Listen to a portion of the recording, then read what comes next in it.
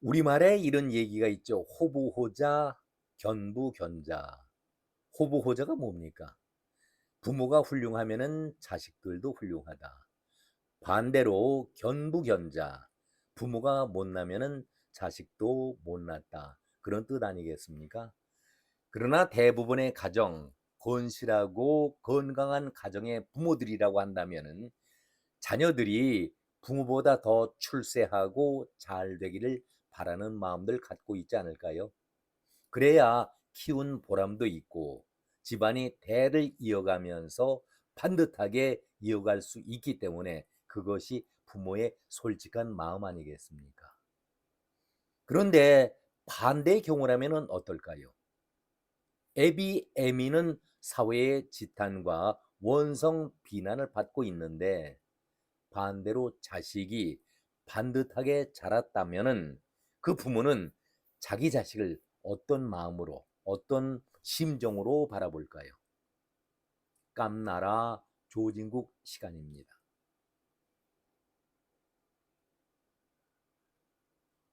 바로 얼마 전에 메가포커스의 발행인 대표 기자인 권경희가 이런 글을 올렸습니다. 아버지의 나라, 아들의 나라. 제목부터가 심상치가 않았죠. 저도 자식을 키우고 있는 부모의 입장이기 때문에 솔직히 어떤 내용을 다뤘을까 조심스럽게 읽어 내려갔습니다. 한마디로 충격이었습니다. 내용은 저도 잘 알고 있는 부모의 이야기를 다뤘고 그 자식에 관련된 얘기를 권경희가 다루었습니다. 내용은 이러했었죠. 청년이 굶는다는 것은 이 나라의 미래가 굶고 있다는 것이다. 손에 마비 증세가 왔다. 배딱지가 등에 붙었다. 머지른 머리는 어지럽고 가슴 통증이 온다. 그런데 지금의 통증은 고통은 두렵지가 않다. 두려운 것은 내 후손, 내 자식들이 굶을 수밖에 없다라는 이 나라의 미래가 두렵다. 그래서 제가 지금 먼저 굶고 있는 것이다. 오늘 이 말을 남긴 25 청년이 응급실로 실려갔다.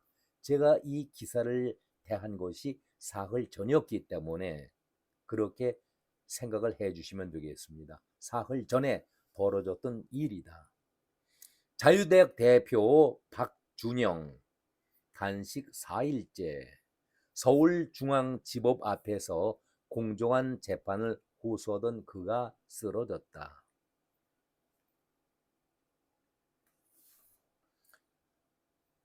그의 아버지는 박성재 전 문화방송 사장이었다. 2012년 파업을 주도했고 2020년부터 2023년까지 MBC를 이끌었다. 김건희 녹취록 보도와 날리면 파문, 바이든 대통령 표현을 날리면으로 했다라는 그 파문 아니겠습니까? 도쿄 올림픽 때의 중계 참사, 그의 재임 기간 동안에 MBC는 돌이킬 수 없는 곳으로 갔다. 멀쩡한 기자들을 한직으로 밀어내고 공영방송은 한쪽의 확성기가 되었다. 중요한 지적이지요. 공영방송은 한쪽의 확성기가 되었다. 어머니 정혜승은 문재인 정부 청와대 초대 뉴미디어 비서관이었다. 한마디로 문재인 정권에서 잘 나가던 부모였다. 제가 잘 나가던 표현이라는 것은 그들 개인이 출세 지향적이라는 말을 지적한 것이죠. 문재인에게 줄 잘 서고 아부아첨한 결과 짧지만 누릴 것은 다 누리면서 지내왔던 자들이었다. 권경희는 또 계속해서 이렇게 얘기를 하고 있습니다.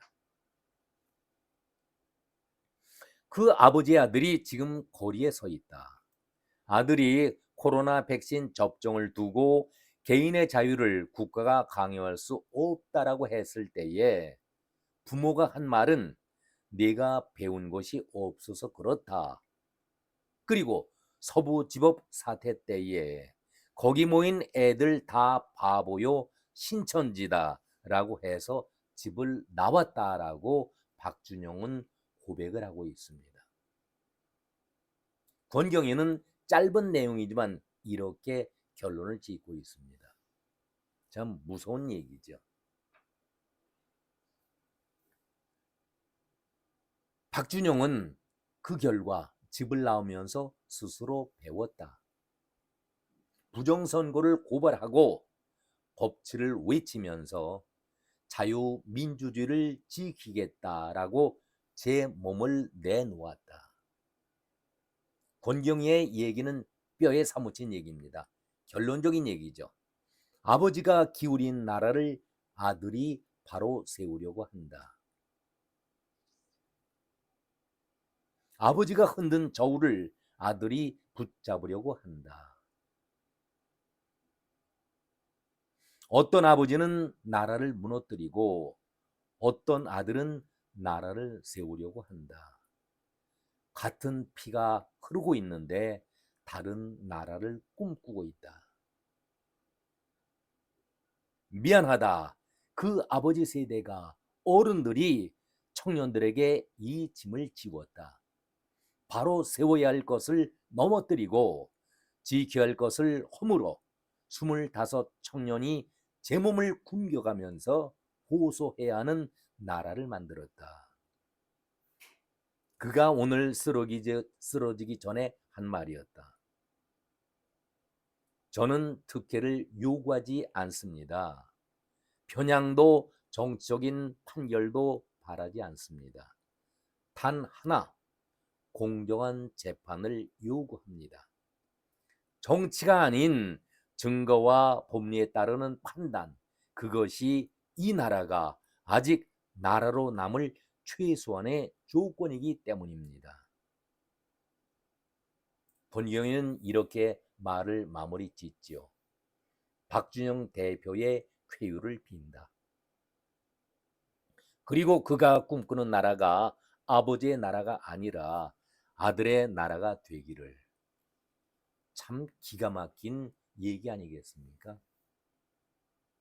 마지막에 절규하면서 내뱉었던 말이 박준영 대표의 쾌유를 빈다.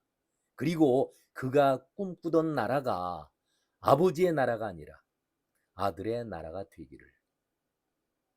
여기에 우리 부모 세대들이 이 말을 듣고 우리가 무슨 말을 할 수가 있을까요? 오늘은 짧은 내용이지만 우리 모두에게 그야말로 가슴을 절절하게 찢어내리는 그러한 얘기 아니겠습니까? 바른 말을 하는 바른 젊은이의 절규를 바라보면서 그래도 이 나라에는 아직 희망은 보인다. 그런 생각을 저는 개인적으로 가져봤습니다. 이런 절규의 소리를 우리 일반 국민들도 마음에 울림이 반드시 와닿는 소리 아니겠습니까?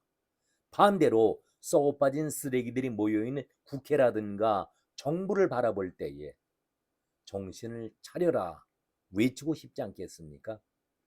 이런 절규가 조금이라도 그 썩어 문드러진 그 자들에게 뉘우치는 계기가 되기를 기대해 봅니다.